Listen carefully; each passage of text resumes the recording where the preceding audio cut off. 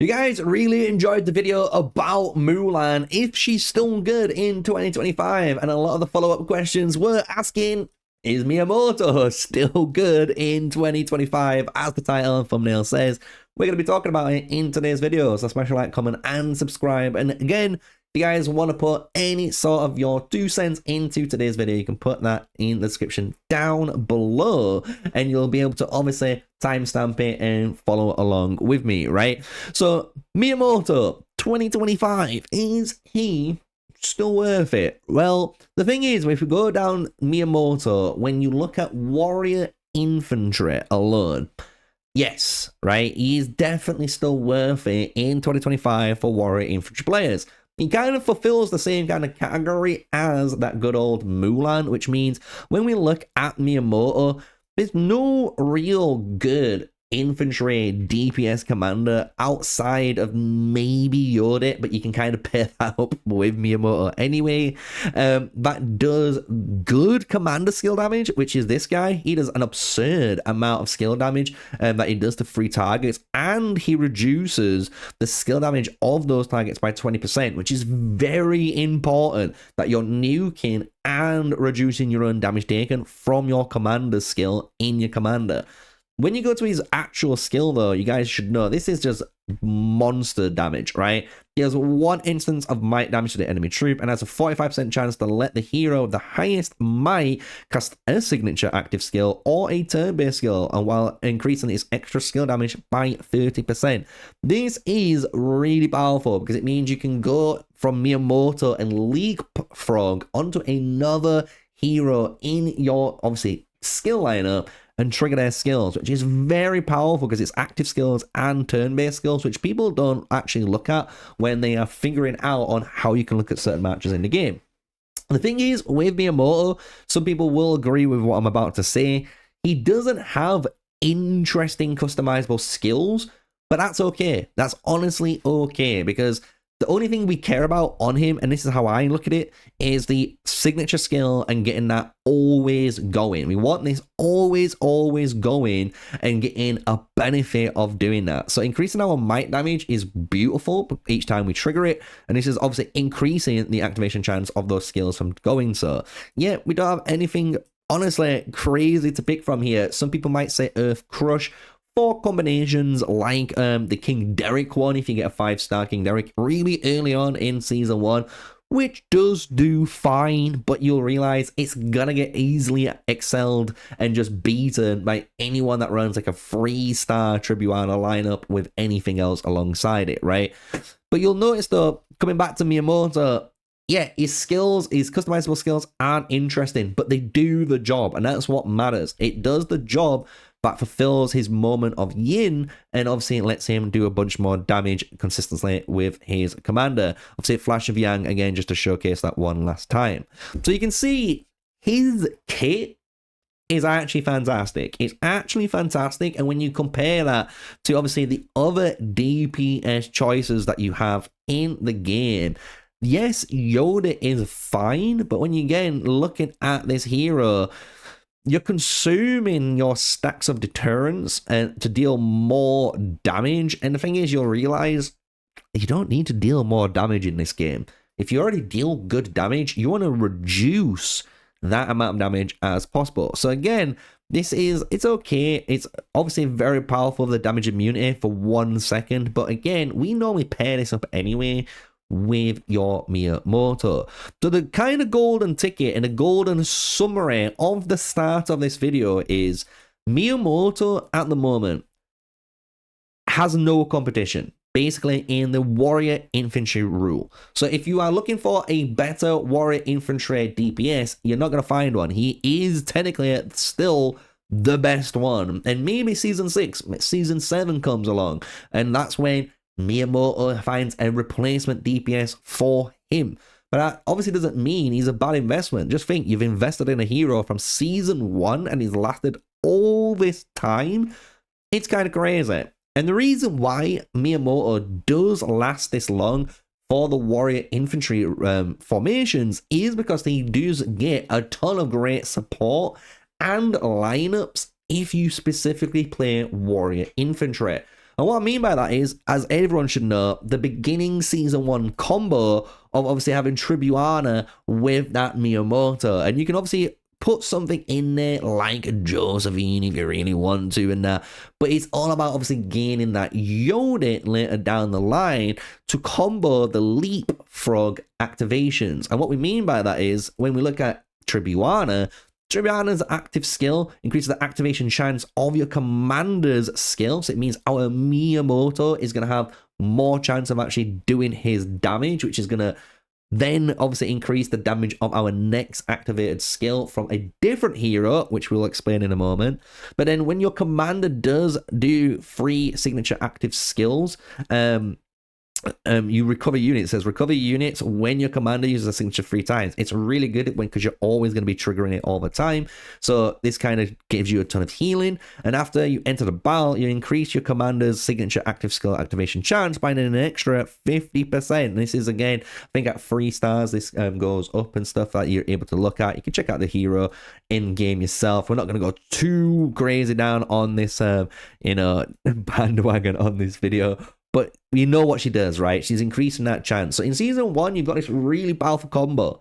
And obviously with Yoda in the mix, basically what happens is she's your second highest might user in the lineup, or she should be. Obviously mine's not, just because of the way I've got things set up at the moment, which we need to swap around. It's fine.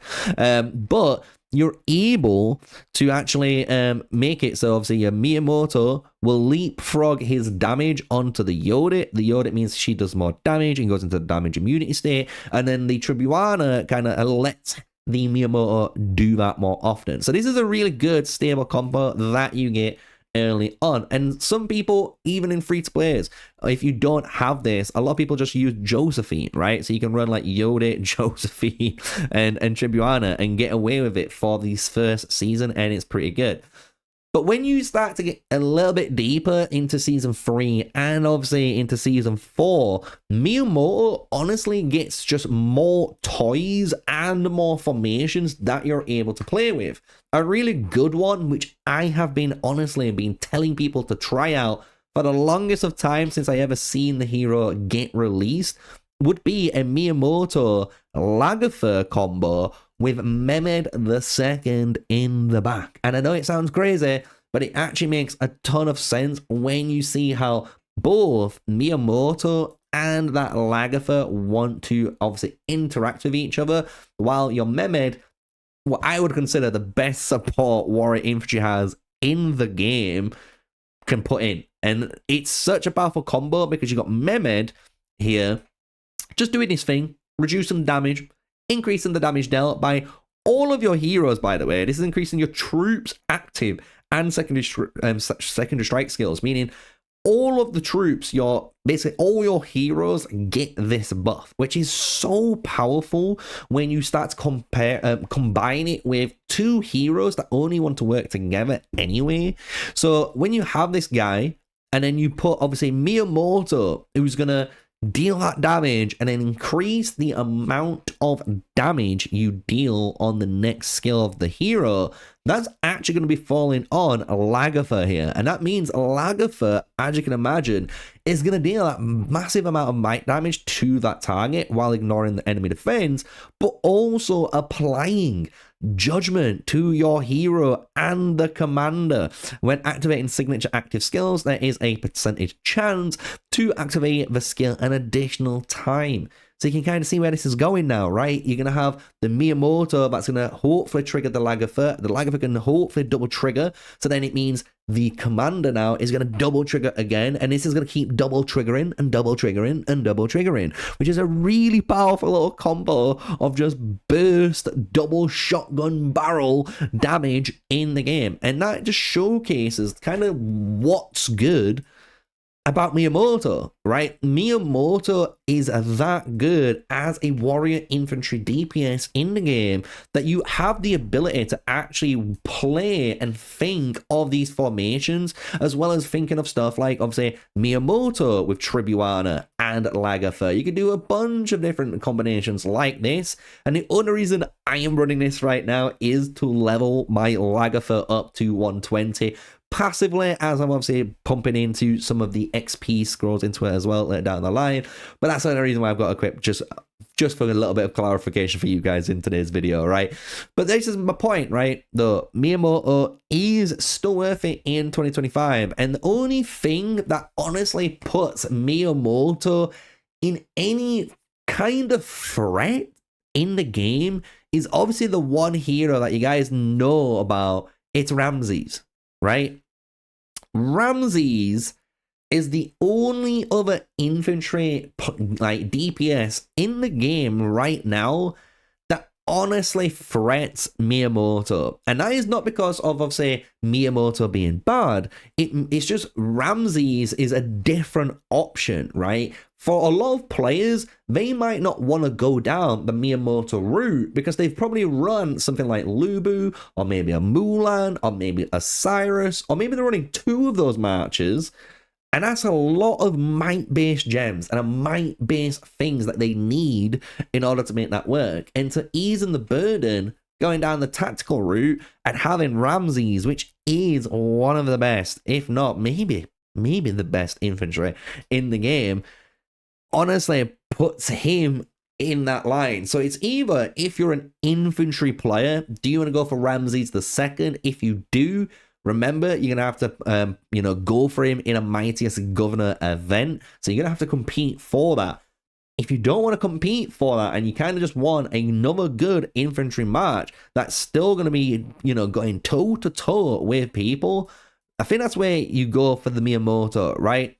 And I think both of these infantry marches honestly are good as each other in different scenarios, in different areas, right? You can try and use a Ramses in a rally and he does absolutely shocking because he just doesn't do anything because his commander skill isn't online.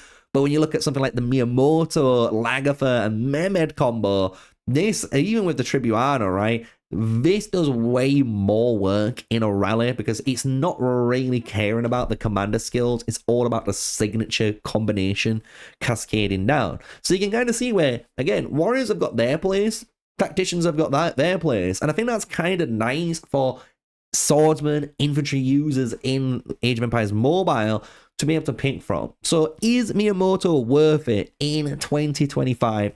Let me know your thoughts down in the comment section down below. But I'm going to tell you right now, I still think he is. I think he's basically just in the exact same boat as our good old girl in the very first video we did like this, Mulan. There's no other DPS choice at all in this category that even comes close to the amount of damage Mulan pumps out for your account. I'm going to be honest. And it feels like that's the same when you look at the warrior infantry or swordsman guys, right? He's still the #1, guys. And that is actually, I think, a really good achievement for people that have been investing or spent money on a VIP-based hero in the early game and still, to this day, getting that much value out of him, right? So let me know what you guys think for today's video. If you want a little bit of tips and tricks like we did with the Mulan stuff, all I'm going to say for you guys ring wise is you've got the most flexible march in the game. And what I mean by that is you can run stuff like the Ring of the Lion because this is obviously going to help him do more damage. It's just more stats. Ring of the Deer, again, really good one for this march that you can be running. You can run even Ring of the Badger in the, second or third slot for this march if you want to really try to fight those second strike users like the Mulans and Lubus that are out there. But then when we go down, we've got stuff like the Ring of the Clover here, even the Ring of the Tulips, not too bad for a nice little cheap, bit of bang damage. But again, if you're looking for the best stuff, I would always recommend you going down either that Effulgent Sun, Scorching Flame, and as well as Skyward Knight. These 3 aren't actually too bad to put on the march. Obviously, Skyward Knight is one of the best things to put on the march, but for cheaper ring choices, you can get away with doing stuff like this, because again, if you're in the open field combat, you'll start to realize, well, guess what? Our Miyamoto's commander skill does fire off quite a lot, right? So you're able to kind of take advantage of that in this combo, right? So yeah, that's kind of a little bit of tips and tricks just to end of the video on, and just to give you guys my 2 cents on Miyamoto in 2025. So yeah, until the next video, guys, smash that comment and subscribe. Till then, stay safe, stay sneaky. Peace out.